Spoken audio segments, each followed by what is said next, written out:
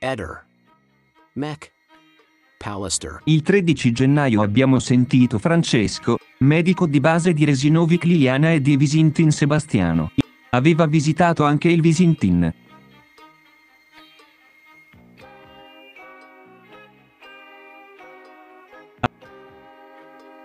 Il 13 gennaio abbiamo sentito Francesco, medico di base di Resinovic Liliana e di Visintin Sebastiano. Il sanitario, dopo aver verificato sul proprio software la cartella clinica della donna, ha riferito di averla visitata per la prima volta il 5 ottobre 2020 ed, in quell'occasione, aveva visitato anche il Visintin. La Resinovic era solita recarsi in ambulatorio a ritirare o ad ordinare periodicamente i farmaci per il marito, sofferente di una cardiopatia con ipertensione arteriosa, per la quale deve, ancora oggi, assumere farmaci quali l'amiodarone, il losartano e la cardioaspirina. Specificava che il losartano agisce sull'ipertensione arteriosa, l'amiodarone è un antiaritmico e la cardioaspirina è un antiaggregante, che impedisce la formazione dei trombi. A specifica domanda se, a suo parere, il sovradosaggio di tali farmaci potessero portare alla morte di una persona, il medico affermava che, parlando di un'assunzione acuta ovvero di una notevole quantità di farmaco assunta in un'unica soluzione, una trentina di pastiglie di amiodarone, potrebbero portare ad un arresto cardiaco. Non indicava gravi patologie o stati depressivi o farmaci particolari in uso a Liliana. Poi siamo andati a fare due chiacchiere con Sebastiano Visintin, con il quale su sua indicazione, abbiamo notato che in un vano a sportello del mobile in cucina era presente un sacco in nylon al cui interno erano riposti numerosissimi sacchetti da supermercato, mai usati, solitamente adibiti al contenimento di frutta e verdura. Molti di questi sacchetti presentavano il marchio del supermercato Conad ed erano perfettamente uguali ai due sacchetti che coprivano la testa della Resinovic nel momento in cui è stato rinvenuto il suo cadavere. Circa la loro presenza in casa, il Visintin ha riferito che, sia lui che la moglie, allorquando effettuavano la spesa, erano soliti prenderne più di qualcuno per riporre la merce acquistata. Se poi quest'ultimi non venivano tutti usati, quelli che avanzavano non li riponevano nuovamente nel loro contenitore dal quale erano stati prelevati, ma li portavano a casa per successive ed eventuali necessità quotidiane. Non è stata invece notata la presenza di alcun cordino e il Visintin ha negato di avere in casa ovvero in cantina alcun rotolo di corda o comunque cordini in genere. In riferimento alle chiavi rinvenute nella borsetta della Resinovic all'atto del suo ritrovamento, l'uomo ha riferito che, dopo averle viste, si era accorto che erano quelle di riserva che la coppia era solita custodire con un portachiavi in legno, appeso nel corridoio. Specificava che quelle originali della donna non le aveva rinvenute in casa ed invitava gli scriventi a visionare, insieme a lui, le varie borse riposte nell'armadio per cercarle. Cosa che facevamo ma con esito negativo. Uguale ricerca, analogamente senza alcun esito, è stata fatta, sempre unitamente al Visintin, tastando i vari indumenti già appartenuti alla donna, appesi sia all'interno dell'armadio che sugli appendiabiti dell'appartamento.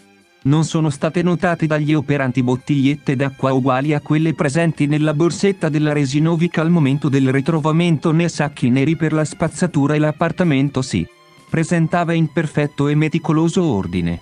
Alla richiesta su cosa fosse abitudine della moglie consumare per colazione, lo stesso ha risposto che, di solito, beveva il tè e mangiava biscotti di vario genere. In riferimento all'ultima colazione prima di scomparire, l'uomo riferiva che, quella mattina, aveva lasciato la moglie con il tè che si doveva ancora raffreddare e, pertanto, essendo uscito di casa perché doveva svolgere le proprie commissioni, non l'aveva vista materialmente consumare la colazione.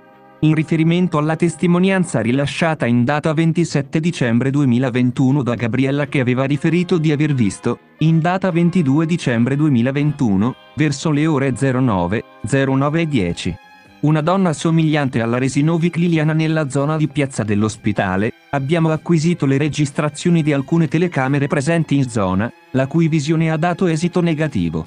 Intanto abbiamo constatato che le 3 chiavi rinvenute nella borsetta della Resinovic Liliana nel momento in cui è stata rinvenuta a cadavere aprono il portone dello stabile di via del Verrocchio numero 2 e le 2 serrature della porta di accesso all'appartamento Resinovic Visintin, come riferito da quest'ultimo, sono quelle di riserva, solitamente custodite in un portachiavi in legno appeso nel corridoio dell'appartamento. A Palermo invece è stata sentita Maria Rita, dalla quale Visintin Sebastiano ha dichiarato aver ricevuto una chiamata la notte tra il 05 e il 6 gennaio, precisando di non aver risposto in quanto non udita. Era presente suo figlio quindicenne, Giuseppe, reale utilizzatore del numero di telefono. Il ragazzo affermava che, la notte della telefonata, aveva visto attraverso YouTube un servizio delle Iene in cui si parlava dei famosi top number, ossia utenze composte da una serie di numeri, uno dei quali si ripete più volte nella sequenza. A tal proposito ha riferito di ricordare con certezza di aver digitato, come esperimento, sul proprio cellulare un numero il cui ripetersi era il 7. Specificando che la sua curiosità era nata dal fatto che, la persona intervistata aveva detto di possedere parecchie numerazioni del genere che, sul mercato, avevano un grosso valore economico in quanto vi sarebbero molte persone disposte a pagare anche cifre alte per acquistare un numero top number per usarlo come numero personale. La madre Maria Rita ha, infine, dichiarato che né lei e i suoi figli hanno parenti o amici triestini o che vivono a Trieste. Nel periodo intercorso tra il 1 dicembre 2020 ed il 24 dicembre 2021. Dall'analisi della movimentazione bancaria, non sono emerse situazioni evidenti di interesse, è emerso esclusivamente un pagamento risalente al 6 ottobre 2021, di 157 euro. Accertamenti svolti attraverso fonti aperte hanno permesso di verificare che Ardis è l'acronimo dell'Agenzia regionale per il diritto allo studio e, tra gli indirizzi dei contatti, è presente quello di via Fabio Severo 150, edificio E2. Poiché tale indirizzo è posto nelle immediate vicinanze della zona dell'ex OPP, nella presunzione che potesse rilevarsi di interesse investigativo, veniva richiesto alla stessa Ardis di comunicare il motivo del bonifico.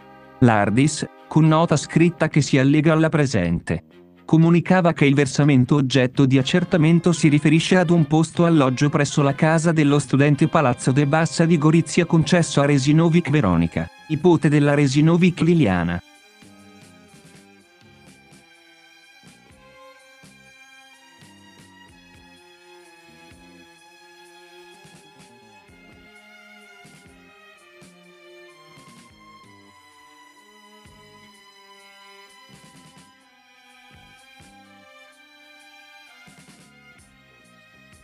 Ehi, non dimenticare di iscriverti a questo canale.